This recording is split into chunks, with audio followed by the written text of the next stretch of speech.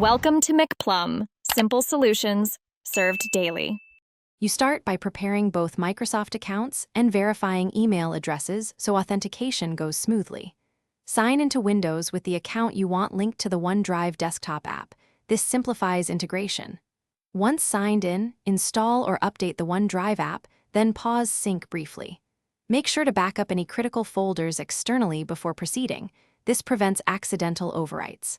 After backing up, open OneDrive settings and get ready to add or switch accounts. These steps set a safe foundation for the rest of the process. Next, you add and configure the second account within OneDrive or via the web where needed. Open OneDrive settings, choose Account, and click Add an account to sign in with your second Microsoft credential. If it's a work or school account, use the Add a Business Account option or keep that account in the browser to avoid permissions clashes. Once signed in, choose a different local folder location for the second account so files stay separate, and then resume syncing to let initial indexing complete without overlaps.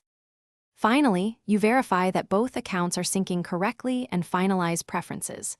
Check status icons in File Explorer for each OneDrive folder and confirm files appear in the cloud as expected.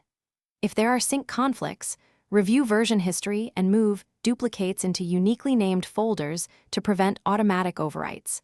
This preserves data integrity. Make sure selective sync settings match your storage needs. Troubleshooting tip: if sign-in or sync fails, clear cached credentials in Windows Credential Manager, restart OneDrive, and sign in again to re-establish connections. Thanks for watching. Stay juicy and subscribe.